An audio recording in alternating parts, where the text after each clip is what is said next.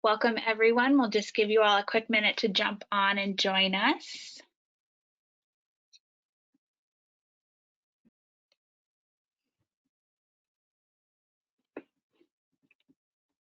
Looks like people are joining, which is wonderful. So thank you everyone for jumping on today. Welcome to the webinar DDS Self-Directed Services, an interactive discussion about expanding choices and control in your life through self-directed supports. This is an overview and an opportunity to hear how participants and their families can use DDS self-directed services to design individualized services to meet their needs through the participant-directed program or agency with choice. For more detailed answers and more specific information, please contact your area office. Our presenter today is Jennifer Benoit, DDS Metro Regional Manager of Self-Directed Services. And now, without further ado, I would like to turn it over to Jen. Hi, thank you, Kristen. Hello, everybody. As Kristen said, my name is Jennifer Benoit, and I am the Regional Manager for the Metro Region. There's 4 regions that DDS splits up to in the state, and I'm the manager for the Metro Region. And just really part of my role is to get the information out there to folks that we have self-directed services and an overview of what they are. And this presentation really is an overview. We'll talk about each of the programs and a little bit of detail. For the further detail, I would usually refer you to your local DDS area office, and I'm more than happy to facilitate that contact, or you guys can look it up on our website as well. So as she said, this is an interactive discussion. This is a little bit of a strange format, so we'll make it as interactive as possible. I know Kristen's going to help manage the chat and answer some questions that we have moving forward. And you can always contact us later for a deeper conversation or further information. So we'll get into a little bit of an overview of what they are. This is a picture of folks that are currently self-directing their services. They were more than happy to share their pictures, knowing that it was going to be in a presentation, to just say that, you know what, this is an example and a visual of how self-directed services are really for a wide variety of people, wide variety of support needs, wide variety of talents, wide variety of interests, where they live. Some folks can actually live in a group home in a 24/7 living situation, but direct some of their day services. Some folks live on their own in an apartment in Boston and just really need a few hours a week of, you know, living support or employment coaching. So, and everything in between. So this is just a nice visual we felt like to add to that. And they were more than happy to share their pictures. A few of the people in this picture collage actually will get into a little bit more detail with their story and what they do with their services.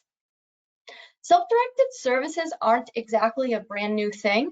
They've been around for a couple of decades, actually. The department was part of a pilot program with a grant back in the 90s, actually, in the Metro region to say, if folks were more interactive with their funding, how could that impact them better?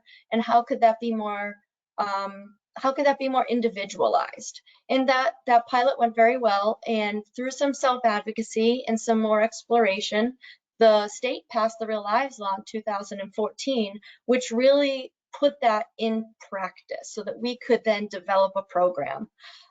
It started very small, and just last month we did a census and we have 1,490 people enrolled. That's actually a very small percentage of the services of what people receive. We have over 40,000 people in DDS services, but 1,490 people are doing self-direction programs. It really gives them authority over what to do with their budget and how they want to shape that in collaboration with their local area office. We have 5 principles of self-determination, which I feel like are a fundamental basis for how we shape things and how we really want to maintain the integrity of the program. So the first one is freedom. This is freedom to be your own person, to plan your own life, pursue things that are important to you. Just be you that you want to do. The second one is authority. And once you determine where you want to take that freedom, is the authority to have a say in what your funding looks like and where it's going to go. Have an authority to develop your own schedule and say, you know what, I'm not a 9-to-5 girl. I'm a 10 to 6 girl, or I do better 8 o'clock at night when things are happening a little bit better. Have the authority to have the say over that. Have the support to organize your routines and your schedules and your resources to be more independent, so that you might be able to live on your own. You might have support around that to manage your bills. You might have support around that to secure a housing apartment, the support that you need, which is individualized. The responsibility for the wise use of public dollars, and the responsibility for taking ownership of the good, the bad, and everything that helps in between with your decisions. The responsibility to make decisions. If your service coordinator or support broker were to come to you and say, well, how did you handle this situation? It's that responsibility that you would take in that moment. And what comes out of that is really a sense of confidence. It's a confidence builder, which leads to the last bullet point of confirmation. Really confirms that, you know what?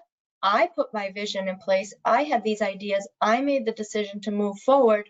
I'm taking responsibility for it. And it feels good because it's my decisions and my say, really. And I think that really ties together nicely in the way that the Real Lives Law was enacted and signed because of advocates, because of self-advocates and the voices that they raise, that this is important and it was meaningful. So I mentioned the vision. It's important for people to create a vision, and you guys have probably heard of this before. This isn't a new buzzword, if you will, but like all the other things, like a traditional ISP or a goal in an IEP, we want to create a vision for a self-directed plan. So you want to ask yourself these personal conversations and considerations. What do I like to do? What do I not like to do? Do I want to work? Some people have no interest in working. They want to volunteer. I just spoke to a young man the other day who used to volunteer at the local Y. And for example, with COVID, things have changed with him a little bit, but he wants to re-explore the idea of finding new opportunities out there that people are starting to open up with schools and things like that. Do I want to learn, take some continuing education classes or some night classes, socialize? Do I want to start being part of a community center or start being part of my local choir group, at the town hall, something like that? So this vision is really what we would use as a basis to develop some interest and develop a little bit of a schedule or a little bit of a routine, or just what does Monday look like? Monday is the day that I want to explore that volunteer opportunity that I just spoke about with the young man. What works for me? What does not work for me? You know what? I tried adult education classes and that's not for me. That's perfect too. That's perfect in helping to create a vision. So as the program moves forward and people were to enroll in the program, you'd really sit down with your support broker, your coordinator at your area office to dig a little deeper in these questions. We want them to be person-centered. There's official person-centered planning, which I'm sure you guys have heard of before. This isn't that, but it takes on a lot of those aspects as far as making it individualized. What works for you? What doesn't work for you? What type of person do you like to spend time with? What type of person just doesn't work for your learning style, or what your conversational style looks like? So really just developing a vision is one of the basis of where you'd start to decide, what do I need? What don't I need?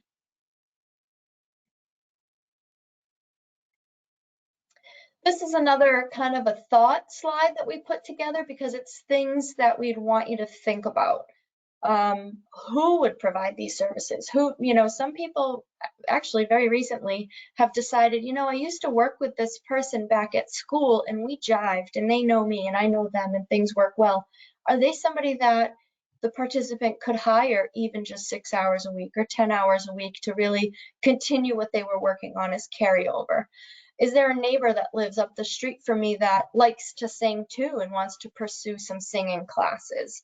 Are there friends or people maybe that I graduated with that would be interested in working with me a little bit? So these 5 questions can be very personalized and need to be very personalized, because when we're surrounded by people we jive with and work well with and working on things we like, it really then we're happy and we're moving forward, or we're moving forward into a place that we want to be. We're taking steps. So these questions, who, what, where, when, and how, are just kind of some ideas to get your brain kind of rolling a little bit in a creative sort of way to expand some other questions that you've had. You know, where are these places that we want to spend time? This isn't a program that has a big glass door with a brick building, not the brick and mortar type things that we traditionally think of we can visit, right? This is somewhere that's happening in your community, in your home, at the gym, when you go out to your local museum or to the art museum. This is where these services are happening. It's places that you choose to be. And when does it happen? Like I said, maybe I'm not a morning person, you know, maybe I'm more a later afternoon person. It's your schedule that you pick based on the person that you provide the services that you pick to put together. And that's very individualized, which speaks to the flexibility of it all. And it can change, you know, it can change and be flexible as far as we want to move things around, or I thought 6 o'clock at night was a good time to go to that community center, but it's actually not. We need to go more at 2 o'clock in the afternoon. So it's a flexible thing that you determine works best for you. And at the end, the how is, how will they meet my needs? You know, how will I develop a vision and set the goals to be accomplished? You can shape that the way that you want that to be. So this is just a visual that we put together. It's we call it the continuum of service delivery, right? So on the left, the furthest to the left in the arrow is traditional agencies. So along with the bottom, the furthest left on the arrow would be the least amount of responsibility in developing things, the principles we talked about at the beginning, the least amount of control, and the least amount of authority. And that fits for some people. That's necessary for some people. They need to hire an agency to do those things for them. In this webinar, we're not going to get too deep into traditional agencies. I think you guys are familiar with them, but it's, you know, your traditional day program or a traditional group home or a CBDS or an employment program. That's great for some people and it meets their needs. But the further you go to the right on the arrow on the continuum of service delivery, the further you go as far as responsibility. So in the middle, we have the agency with choice. And all the way to the right, we have the most responsibility, control, authority, participation in the participant directed program. So this is just a visual to get you to think about that. We'll talk about the agency with choice and participant directed program in more detail, but this is that. And keep in mind, if you will, that certain people's life phases, this might change. At this point in your life, you might say, you know what? I'm furthest to the right. I'm ready to take responsibility and control and really have that and put a lot of energy into that and do the PDP program, the participant directed program.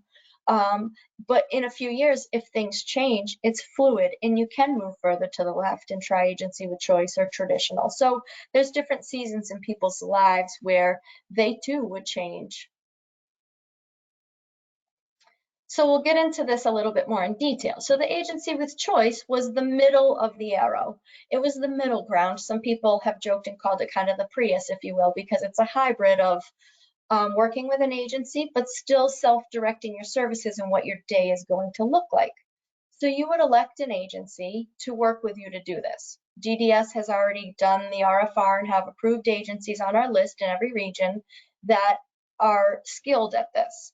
So we would refer you to some of those agencies and have a visit with them and talk with them. Some agencies have a niche in one area versus the other, or one area of the state versus another. And so you work with those agencies. So the agencies are actually the employer. The participant, if I'm the participant, I am part of selecting my employee, finding my employee, hiring my employee. That employee works for the agency. But I will also negotiate the hours that I work. I will also negotiate what we do during those hours and kind of manage and supervise that person.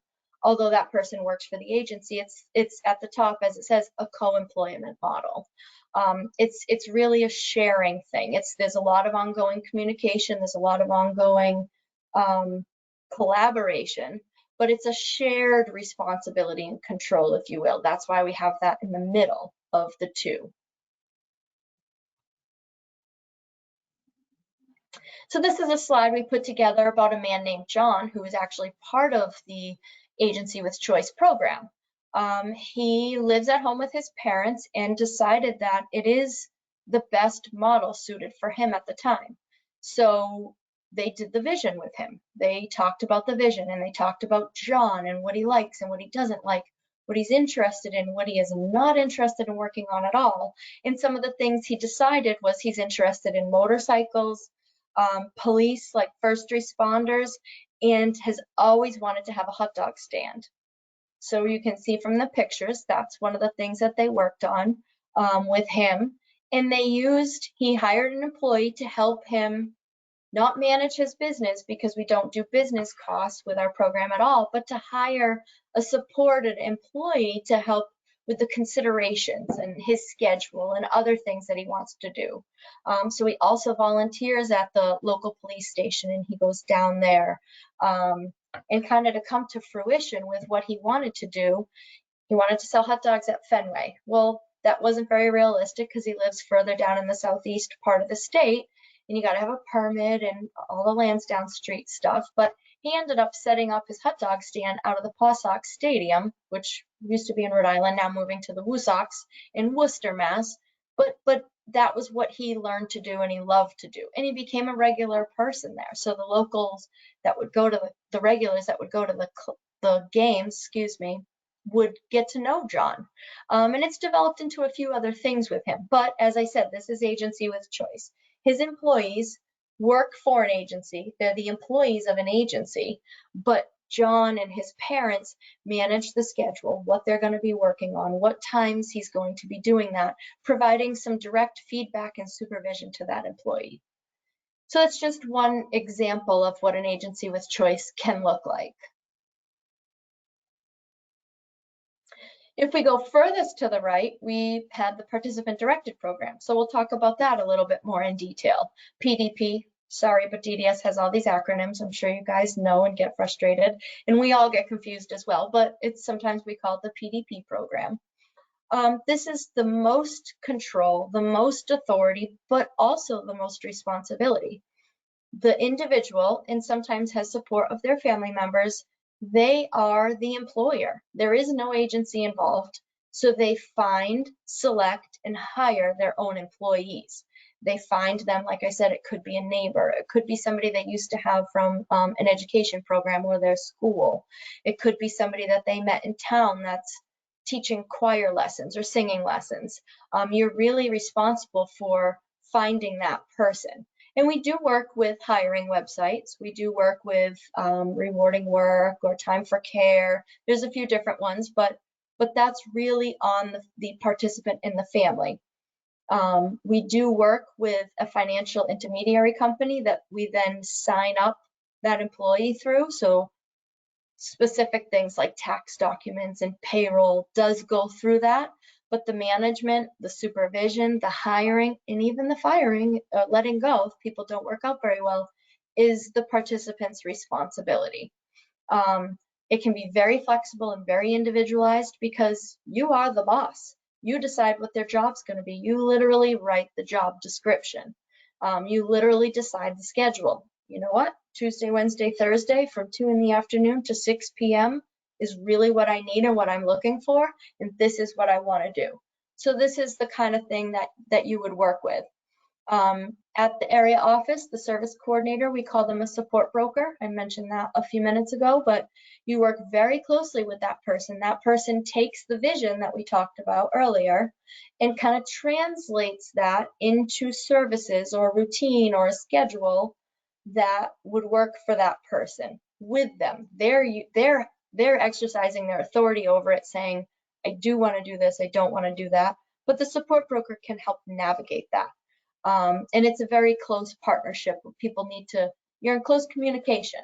And that's why we did those circles on the right there, that it's really the individual or participant, if you will, PPL, which is the fiscal intermediary service, the DDS support broker, and the person's family, or or their natural circle of people, if you will. So that's the PDP. This is Jeffrey. This is a little bit of an example of Jeffrey. He's a participant-directed participant, and he's been involved in the program for a long time. I know Jeffrey personally for several years now, and he's really made this work for him. He did traditional services through a few different agencies. He's legally blind, so he was working with Mass Commission for the Blind, Mass Rehab Commission, us, DDS, and really pieced together his services, but had that vision. His vision was, I want to be an independent guy. I want to live downtown Boston. I want to be an artist. I want to take care of myself in my apartment, and I want to start my own business. A lot of people have this idea because it's that sense of ownership, right? So on the left here is a picture of Jeffrey in his apartment, taking care of his meals, cooking. This is one of his fish tacos up at the top that he made.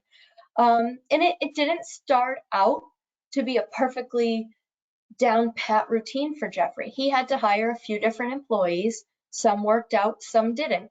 And he had to go back to the drawing board and write a new job description and put it back out there. His support broker helped him with some considerations he'd want to add in that, selected the employee, hired them, and then trained them. Like, you know what? When you come in the afternoon, I'm already going to be ready to work on this. So they were prepared in what their role would be with Jeffrey. He also was working with the Mass Commission for the Blind for some travel training, some mobility training. So the bottom right corner is his mobility trainer. This wasn't part of self-direction at all, but it was another piece of him self-directing his life, not part of the funding through DDS, but it was his self-determination ideas and his vision that got him there. He actually doesn't even have a worker right now because he's completed his mobility training. He lives down in the Fenway area, and you guys know how busy that is. He gets around just well with his cane. He crosses the streets, he gets to the store. He can even take transportation to get to his parents' house that live more on the North Shore. And he takes art classes at the Brookline Art Studio. So it's become fluid for him. And I use that example to show that it started out with one thing. And then as he got comfortable with that, he hired an employee to work on another thing. And then he hired an employee to help kind of work with his arts niche that he was interested in. So it didn't happen all at once. This has been fluid over the years. And Jeffrey's one of the great self-advocates that were actually part of the program early on that helped advocate for this, and does some of our employee orientation with us because he likes to share his story. He likes to talk about how I had to speak up. I speak for myself. I have my parents and my sister to advocate for me if I need to, but I'm my own person. I live on my own. But he had to shape that and put in the time for that. So it's a great story, actually. We can send out the resources later, but I'll just take a minute to mention now that we have on the mass.gov/DDS, we have a self-direction tab on there that you can go to, and we have videos. We have 4 specific little vignettes, videos that you can watch. One of them is Jeffrey, and you'll see some of these pictures look familiar if you go on there and watch those, but as examples of the PDP program.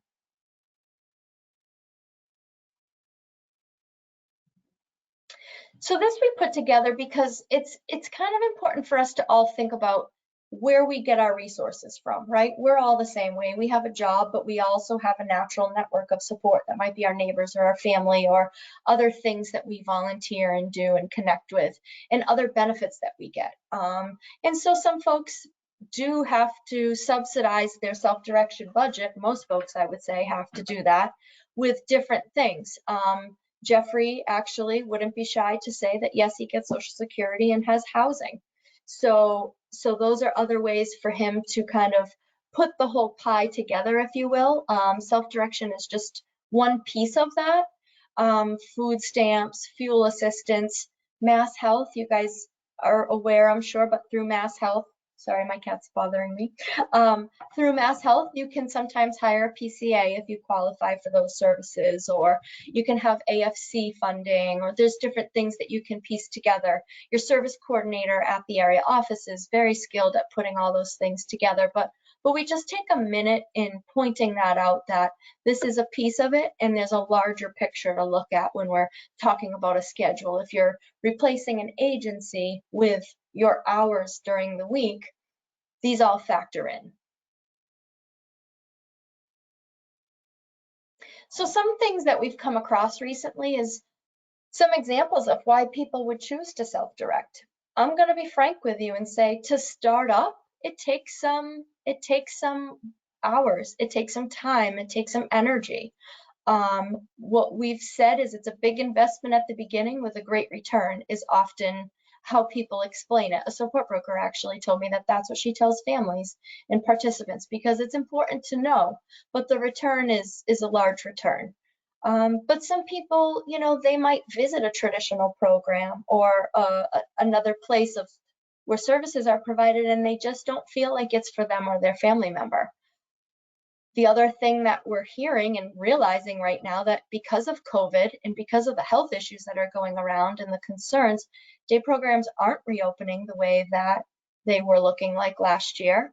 They're trying to reopen, but it's a lower percentage, or we have folks, and we might be some of those people that just aren't comfortable with the current health situation and don't want to be in a large group of people. They want to be with a smaller group of a closer knit group of people that maybe you even already know and feel more comfortable with, or that you have personally selected.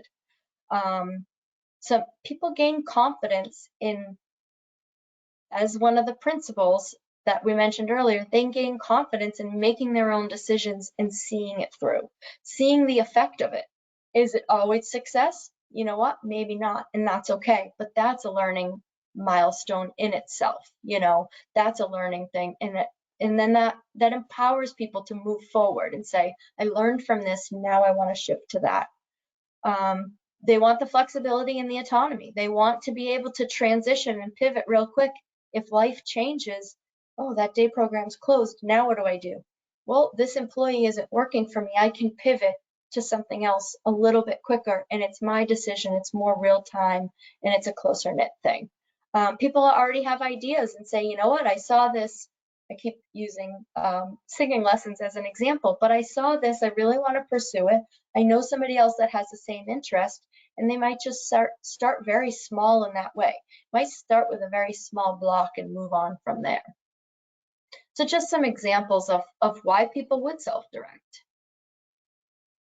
Some considerations that are important to think about, as I said on the last slide, it is important to know that it takes some time and it takes some effort and some energy. And you are working very closely with your support broker at your area office, and they'll help you navigate that. An agency with choice, there'll be a navigator as well to help you navigate that along with the support broker.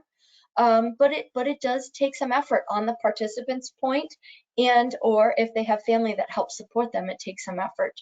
The paperwork and the hiring packages and selecting employees.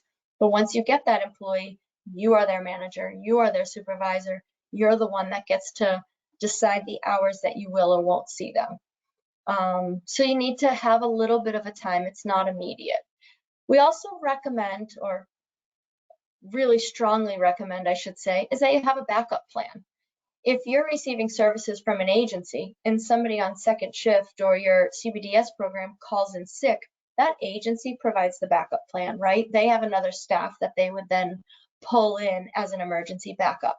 If this is your program that you've developed for those hours, you need to have a backup plan if that person can't make it, or an emergency comes up, or you find yourself in a situation that you need additional backup. So we need to have a backup plan. And that might look like a family member or a neighbor that lives down the street, or somebody else to give you a ride to go pick up medication if you're sick. A backup plan to just really plan for it, because we had a little bit of a health crisis emergency in the spring. Some people were out workers because they didn't feel comfortable with them having them in their home, or vice versa. You know, they might have had medical issues that prevented that. So that backup plan was very important. Some people will actually hire more than one person, and then that second staff, that second employee can be your backup. You know, if Jen calls in sick or something comes up and she can't make it, hey, Melissa, can you be her backup if something needs to happen? And that's kind of something that you plan for ahead of time. So some people are able to divvy up their hours that they have and kind of spread it out to help with that. How much responsibility are you able to assume? Are you interested in participating in conversations about, well, I put myself on a housing list because I want my own apartment, or I called this high school because they have adult education classes at night, or do you have family around you that is interested or being part of that with you so that you can move forward with that? I mentioned it briefly a second ago, but a combination of services or starting small is a little bit more digestible for people. So for example, if you had a day program that was reopening or you wanted to still participate in, say, 2 days a week, and the other 3 days a week, you wanted to say, I'd like to try and transfer some funding to be able to self-direct those days, that is an option to talk about with your area office. You know, maybe the whole week is a little bit overwhelming at this point because you don't even have an employee in mind and they haven't been hired. That can be a little bit overwhelming. So to start small or putting a combination of services together is something that you can talk about and plan ahead with. So that's something to think about as well. This is our contact information. As I said, the state split up into 4 separate regions. My contact information is right there, Jen Benoit, but Ed is in the Southeast, Pam Central West, and Bev is Northeast. And we'd be more than happy to talk more specifically with you guys and or give you a direct connect or a direct introduction to your local DDS area office, where they are the ones that will actually say, this is what your budget can look like, this is what your allocation can look like after the assessments have been done, the vision has been identified. They're the ones that will actually discuss the dollars with you, if you will, or just answer more questions in general about the logistics and how things happen and how people get started. So this is our contact information. I know that Kristen already put this PowerPoint into your handouts. She already posted it as a handout.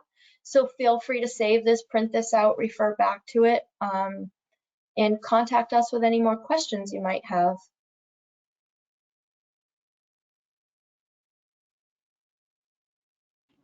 Wonderful. Thank you so much. No, thank you, Kristen. So if anyone has any questions, feel free to type them into the question panel. We did have one come through. Somebody asked, can we be denied by our DDS coordinator to go from traditional to agency with choice or PDP? And also, would PDP be a partnership with our current DDS coordinator? I wouldn't use the word denied. No, you can't be denied that. What they would do is base that on, as I just said at the area office, they'll talk in detail about that, but they'll base that on what people qualify for services. So if you're qualified or prioritized for day services and you're receiving them at another agency and choose to switch, then I'd have that conversation with the service coordinator. There's certain people in each area office that are more well versed with the topic of self-direction, and there's usually one point person and several support brokers, but they might refer you to somebody there that's more well versed in self-direction to further that conversation with you and talk about how or if you can transfer those services into agency with choice or PDP support. Wonderful. When do the conversations start with the student? So every student, let me be more, so each office has a transition coordinator assigned to a student on an IEP that work with the public school systems or the school system that your son or daughter is enrolled in. And these conversations can start very early. We have parents attend these info sessions with children that are 17 or 18 years old because they're really just doing some information gathering and understanding what's out there. We don't typically begin these programs until somebody is 22 or graduates. Sometimes, especially folks with autism, will graduate earlier than that, so we can talk about that earlier. But it's never too early to start to have the conversation with your transition coordinator. Great. Somebody asked, how do we set up a budget and how do we know the amount we are currently allocated if in a traditional day program and want to transfer money to self-direction? Okay, that's a fair question. I'd actually say that might be one of the most common questions. And us as the managers, that we have more of a broad scope across the region and aren't inside the direct dollars that the area office have allocated to them. So the area office, your local area office, and the coordinator there would have that conversation with you. I'm sorry if that answer is frustrating because you may have gotten that before, but it's really dependent on the priority of services that were approved and what's attached to that. And then let me elaborate what that translates into. So when you hire your employee or when you work with the agency to hire the employee, just say your budget's $15,000 for the entire year, then you can drill down into the details with them about what you think that what that would look like. You can say, I want to find an employee and hire them at, say, $20 an hour because you feel like with their expertise or the job posting that you wrote is an adequate wage. Then you know how many hours that 20 hours will stretch to until you meet that $15,000. If your budget is different, there's different considerations. If you want to use your budget, like I said, to pay for a few other things, if you wanted to use it to pay for that adult education class that I used as an example, then that would come off the top of the $15,000 and your hourly would be less. If that helps explain it a little bit. That's where the authority comes in the control a little bit, and you say, you know what, I can do with less hours of an employee because I'd really like help in pursuing a class in an art class, and I'd like help with that subject.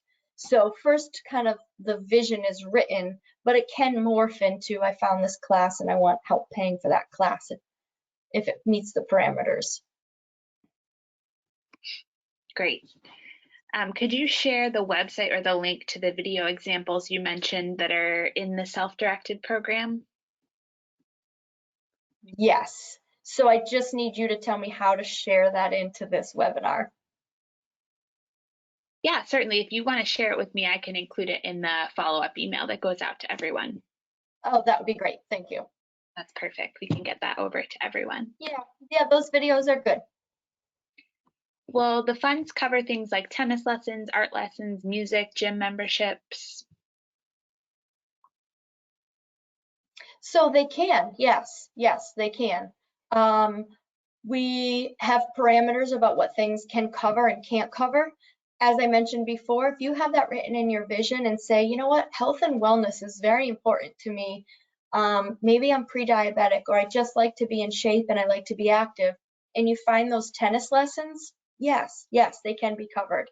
There might be a parameter about the amount per year that can be paid for. There might be a parameter about paying a personal trainer, for example, an exorbitant fee per hour.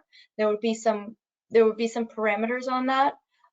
There might be, as far as classes, we do have requirements and parameters around that. We don't pay for credit classes. If you want to take a class at a college or a university that are offered for credit, we can't pay for that. But a non-credited class for a skill or information, we can use the budget to pay for that. Great. Someone just mentioned as a note that just so people know, even if you hire your staff, the staff still needs to have a quarry when hired, which is a good thing to be aware of. Yeah, thank you. Thank you for bringing that up. They do have to have a quarry, and they also are part of the requirement of the national background check as well, the federal law that was put into place. Because of COVID, we have a little bit of a 90-day grace period because it was harder in the spring for people to get to a location and literally do their fingerprints. But the quarry has to be completed prior to them even starting employment for people's protection. Right.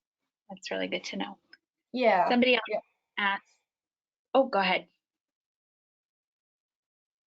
Oh, Nope. somebody else. Nope. Thank you. If there are ways for families who self-direct to connect with other families so that they can do activities together, are you aware of any? ways to connect? Yeah, so that's another good question. In each region, we have family members and participants, individuals that are willing to answer questions and share their story and give you kind of a rundown of what things look like for them and do a networking type of format. Some of the regions even have family forums. We haven't had one up in the metro region for a little bit. We do have a participant forum though, and often the family members or their employees will attend as well as a networking tool to say, you know, I've been doing this, or how do you handle this, or what's the best hiring website that you found to be the most successful for that reason. Great. Well, this has been wonderful. I didn't see any other questions come through, but we will be sure to send the slides as a handout in the follow-up email, as well as that link when Jen shares it with me. Thank you, Jen, for all that you do and for taking time out of your busy schedule to join us and share this valuable information with us today. No, thank you guys. Thank you for hosting. This is great, and you guys do great work. And thank you to everybody that logged on and listened. Feel free to reach out if you have more questions or comments. Wonderful. Thank you so much, Jen, and thank you to everyone for joining us today.